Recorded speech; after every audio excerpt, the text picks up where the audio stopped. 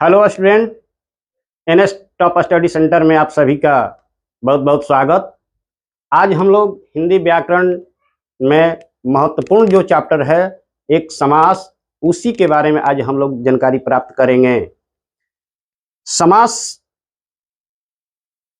परीक्षा के दृष्टिकोण से बहुत इम्पोर्टेंट टॉपिक हो जाता है। हर परीक्षाओं में 2 या 3 समास से क्वेश्चन रहता है। बच्चे परिभाषा तो याद कर लेते हैं, लेकिन उसको पहचानने में कठिनाई महसूस करते हैं। तो हम आज उन्हीं कठिनाइयों को हम दूर कर रहे हैं एक छोटा सा ट्रिक के माध्यम से। तो अब इसके बारे में हम लोग, यानी कि समास के बारे में हम लोग, तो सबसे पहले समास के बारे में जाने कि समास क्या है। तो समास 2 या 2 से अधिक पदों के मिलने से, कितने पदों से? 2 या 2 से अधिक पदों के मिलने से जब एक पद बनता है तो उसे हम लोग समास कहते हैं। समास किसे कहते हैं? जब 2 या 2 से अधिक पद मिलकर जब एक पद बनता है तो उस पद को हम लोग समास कहते हैं। जैसा कि श्वेत पट पर मैंने लिख दिया है कि 2 या 2 से अधिक पदों के मिलने से जो पद बनता है उसे समास कहते हैं, लिखा हुआ है। तो अब तो हम जान गए कि 2 या 2 से अधिक पद मिलकर के जब एक पद बनता है उसे हम समास कहते हैं। संधि, इसके पहले हम लोग संधि पढ़े थे तो उसमें 2 या 2 से अधिक वर्ण मिला था। लेकिन समास में क्या है कि समास में 2 या 2 से अधिक पद मिलकर के बनता है। तो यहां पर ये कंफ्यूज नहीं होना है, यानी कि संधि और समास में यहां अंतर समझना है कि संधि में 2 या 2 से अधिक वर्ण मिलता है, लेकिन जब समास पर हम विचार करते हैं तो समास में 2 या 2 से अधिक पद मिलता है। जैसे में लिखा हुआ है कि राजा की पुत्री, 2 से अधिक पद है, एक राजा की पुत्री, ये मिल करके राजपुत्री बना हुआ है। क्या बना हुआ है? राजपुत्री। राजा की पुत्री, इसमें 2 से अधिक पद हुआ और ये इसमें 3 पद है, तीनों पद मिल करके एक पद राजपुत्री बना। तो राजपुत्री यही समास हुआ। रात और दिन, रात और दिन, इसमें भी 3 पद है, ये तीनों पद मिलकर के एक पद बना हुआ है रात दिन। तो इस तरह से ये भी एक समास हुआ। अब हम लोग समास के भेद पर विचार करेंगे कि समास के कितने भेद होते हैं। तो समास के 6 भेद होते हैं। समास के कितने भेद? तो 6 भेद। पहला अव्ययी भाव समास, दूसरा तत्पुरुष समास, तीसरा द्वंद्व, चौथा द्विगु समास, पांचवा कर्मधारय समास, छठा बहुव्रीहि समास। जो समास के 6 भेद है, प्रत्येक का हम नाम जान गए। पहला है अव्ययी भाव समास, दूसरा तत्पुरुष समास, तीसरा द्वंद्व समास, चौथा द्विगु समास, पांचवा कर्मधारय समास और पांचवा जो है बहुव्रीहि समास है। अब बच्चे क्या करते हैं कि परिभाषा तो रट जाते हैं, लेकिन उस समास को पहचानने में चूक कर जाते हैं। तो आज चूक नहीं करना है, बस जो हम ट्रिक दे रहे हैं इस ट्रिक को दिमाग में रखिए और इसके सहारे आप किसी भी परीक्षा में जाइए, इसको सही करके आ जाइए। जैसा कि अव्ययी भाव समास है, अव्ययी भाव समास की परिभाषा है कि जिस समास का पहला पद प्रधान हो, जिस समास का पहला पद प्रधान हो, उसको हम लोग कहते हैं अव्ययी भाव समास। किसी में पहला पद प्रधान होता है तो किसी में दूसरा पद प्रधान होता है, तो किसी में सभी पद प्रधान होते हैं, तो किसी समास में कोई प्रधान कोई पद प्रधान नहीं होता है।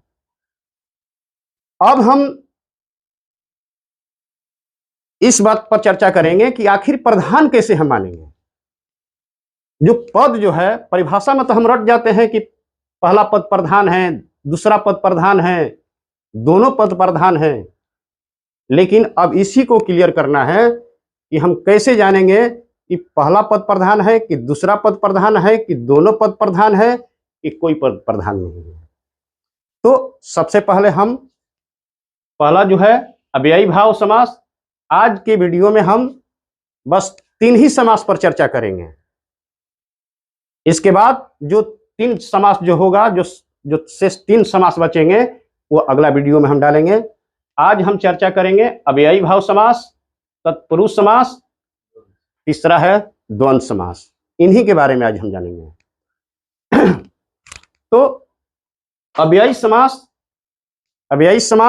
की परिभाषा हुई कि जिस समास का पहला पद प्रधान हो, उस समास को कौन सा समास कहते हैं? अव्ययी भाव समास। जैसे यहां पर लिखा हुआ है कि भर पेट, खाली पेट, खाली पेट, यथासंभव, यथाशक्ति, दिनों दिन, रातों रात। अव्ययी भाव समास को पहचानने का एक और तरीका है कि जिस समास का पहला पद उपसर्ग हो। क्या हो? उपसर्ग। पहला पद यदि उपसर्ग है तो आंख मूंद करके मारिए कि ये अव्ययी समास है। कौन समास है? तो अव्ययी भाव समास है। पहला पद प्रधान हम कैसे जानेंगे?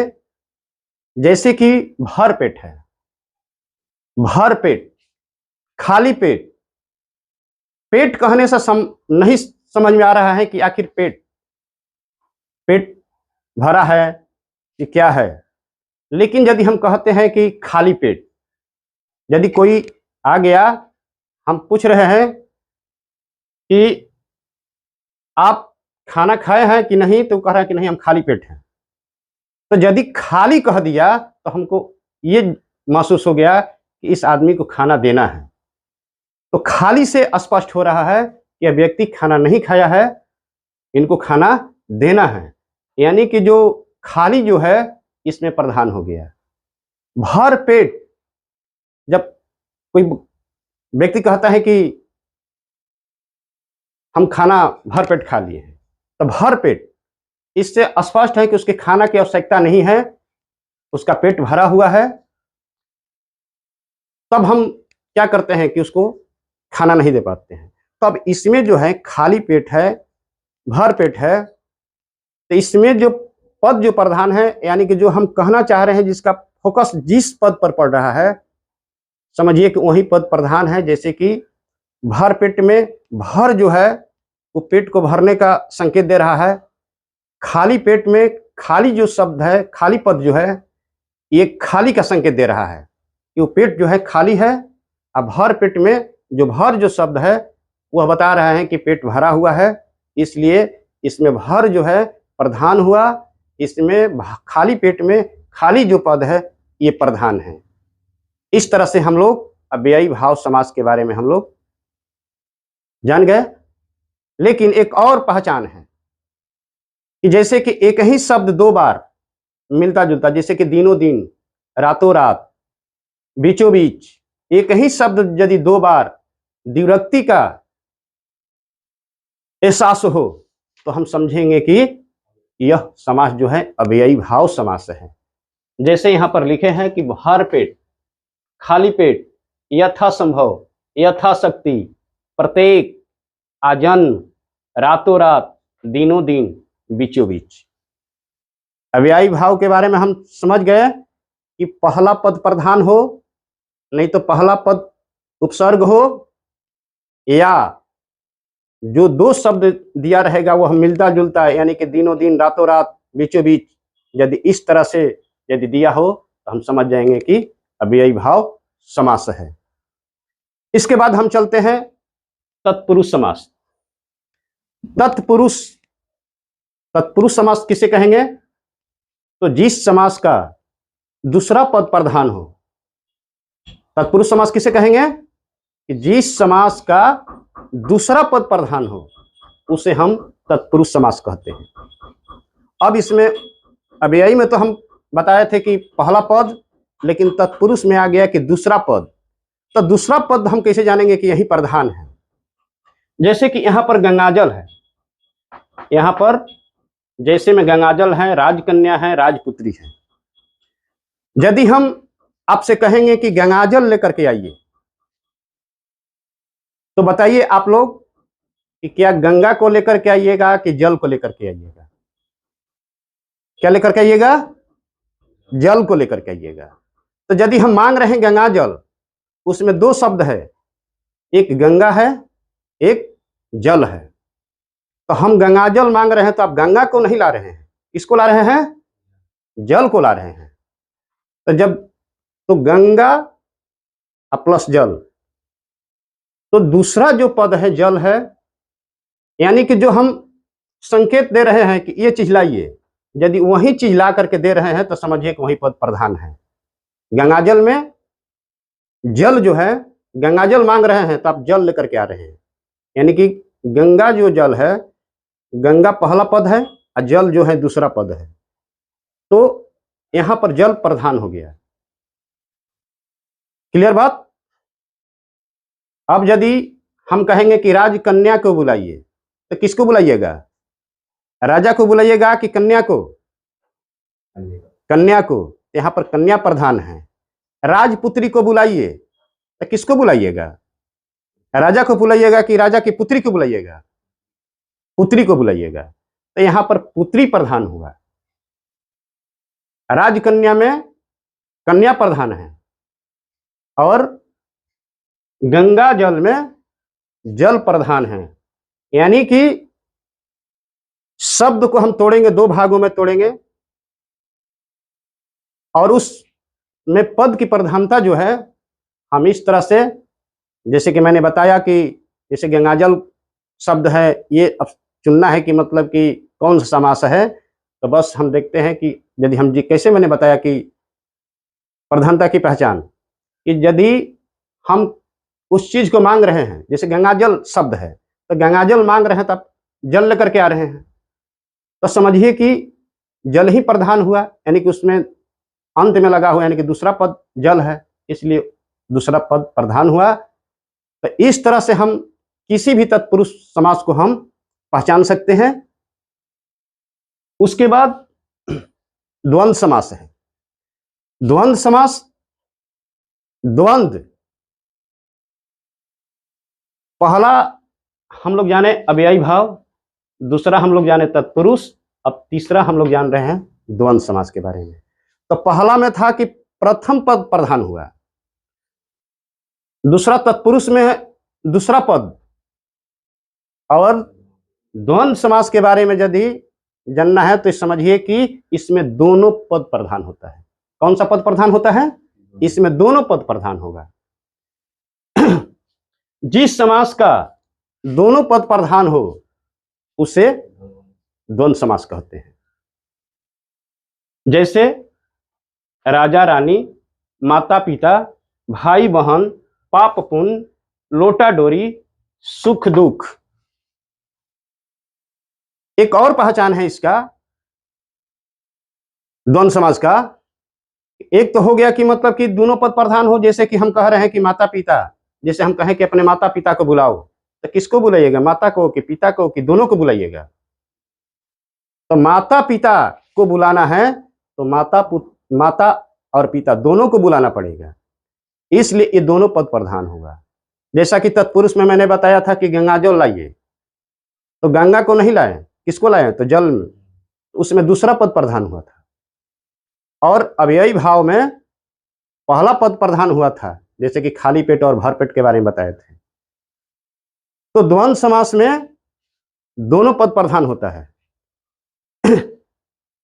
एक और पहचान है, इसमें जो दो शब्द होते हैं एक दूसरे का विपरीतार्थक होते हैं, विलोम होते हैं।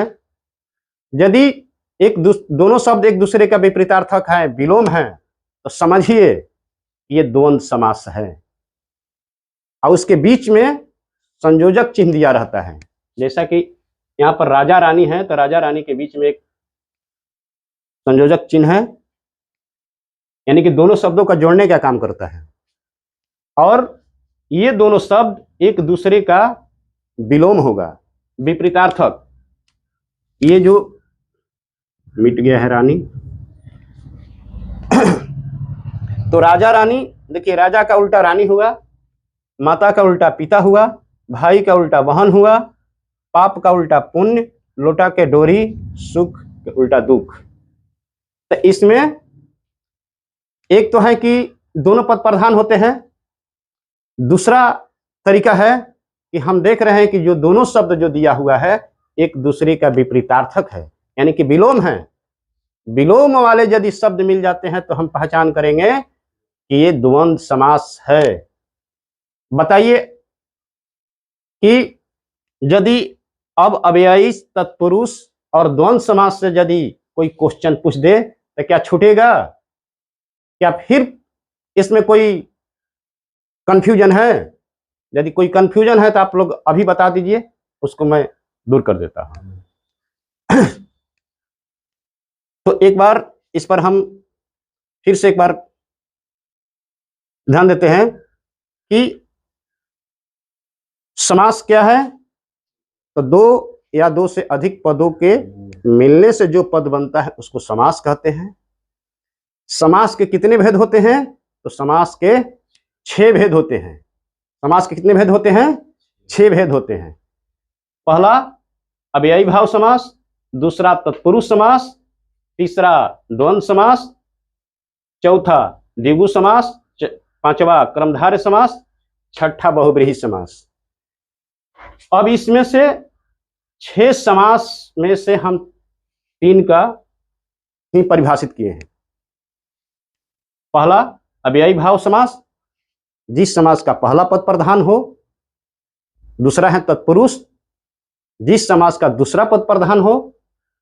और तीसरा द्वंद्व समास, जिस समास का दोनों पद प्रधान हो या दोनों जो शब्द जो दिया हुआ है एक दूसरे का विपरीतार्थक हो, विलोम हो, तो हम समझेंगे कि द्वंद्व समास है।